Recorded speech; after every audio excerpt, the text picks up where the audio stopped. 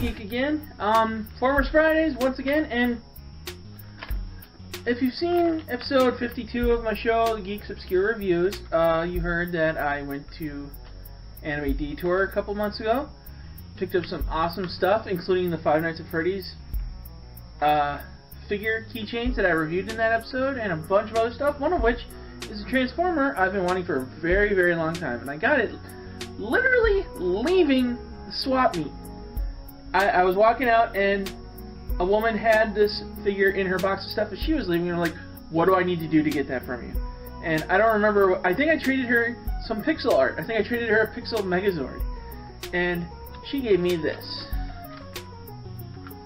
Transformers, either classics or generations, I can't remember because they changed it, and I never remember which is which.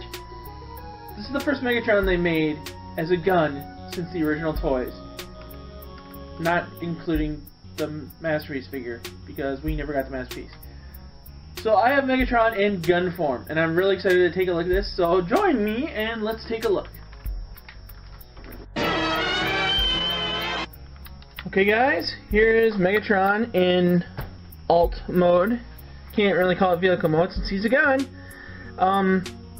Lot of stuff I love and a lot of stuff I don't love about this. For one, I love that the trigger actually works and clicks.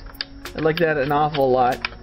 But I'm a little down that he's kind of a, what's the word, a revolver kind of laser gun. And I think this is a perfect way you could have made a Megatron, is like make it some kind of fictional weapon that you're never going to see in reality. But it feels like the barrel's supposed to twirl, and it doesn't do that. It's just a shell. And that bums me out a little bit. But I'm okay with that. I can live with that because we finally got Megatron and a gun, and it's such a great thing to see. And the only other small problem I have is that this tip where the barrel would be, it's just like a little plastic nub. I wish there would have been something to make it look more like an actual barrel, like just a little bit of an indent. Give us a little nub in there to make it look like it's an actual gun hole or whatever. But the viewfinder actually works. You can look through that, and let's see if we can actually get you to look through that. Let's take a look. Right there. Yep. See? There's. Hard to do this through a camera, but you can see my finger. Hello. And yeah, I just think it's a great toy to have, and very, very happy to have this in my collection. The only one I would have wanted more is, I guess at one point, I don't know if it was like a fan who painted it, or if it's like an alternate version that they made in Japan or something, but there's one that has his original Generation 1 colors. But at the same time, I'm very happy to have this one. I really don't care too much about the coloring. Like, I like the colors that this is.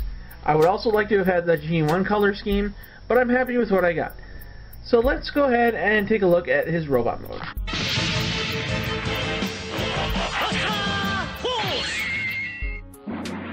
In the midst of the Cybertronian War, special mission teams of Autobots and Decepticons blasted their way to planet Nebulon.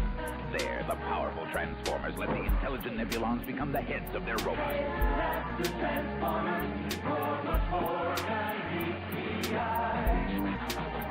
But the headmasters were still Autobots and Decepticons, and fierce new battles erupted. Follow the adventures of the Headmaster Transformers and the equally incredible Target Master Transformers in Marvel Comics.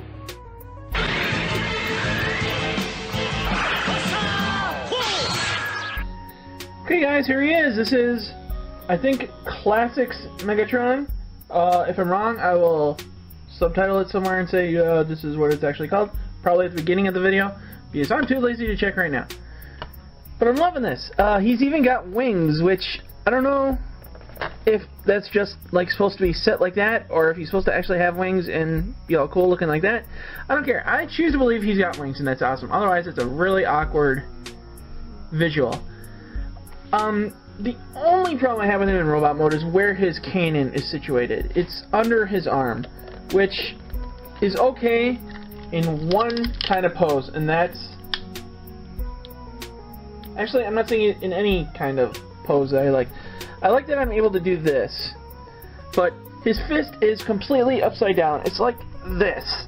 And that hurts just to do that, and I'm sure you barely can't even see it. And, I don't know, if you can't see the fist, it's nice enough, but if you're thinking logistically, his arm is completely upside down, and it's just really awkward looking. I just wish his cannon was up here. And it wouldn't have been too hard a thing to do. All you'd have had to do is like put this fist on the figure upside down, and it would have worked out just fine. But I'm liking this figure a lot, and I can't get him to do what I want him to do, so I'll just leave him like that. He's got the eye thing where if you put the light behind his head, his eyes will glow. The only problem I have with that is I kind of wish his eyes would have glowed red, but they glow green, like the rest of the color scheme. But it's a beautiful, beautiful figure. And I am just very, very happy, extremely happy, not only to have this, but just to know it exists. I am sick of Megatron being a car or a plane. A tank I can handle once in a blue moon. Megatron was a gun. He was always a weapon of war. He always should be. And just seeing him like this makes me so happy inside. Okay guys, that was it for Transformers Classics or Generations Megatron. You can check us out on popculturenetwork.com. There's a lot of great stuff to check out there. You can talk to other geeks like myself and others at jointheforums.com. We've got a 24-hour hotline, we've got email, we've got Twitter, we've got Facebook. And if you want to see more of my stuff, I just posted that video on about Five Nights at Freddy's. I've got a lot more ideas coming up for that show. Plus, I just started doing Let's Plays. You can check me out on YouTube at The Geek's Obscure Reviews. And I think that's it. All the information I'm giving you is right here, too. Much easier to look for that because I'm very forgetful. I'm pretty sure I missed something. But until next time, this is The Geek for the Pop Culture Network. Stay in good journey.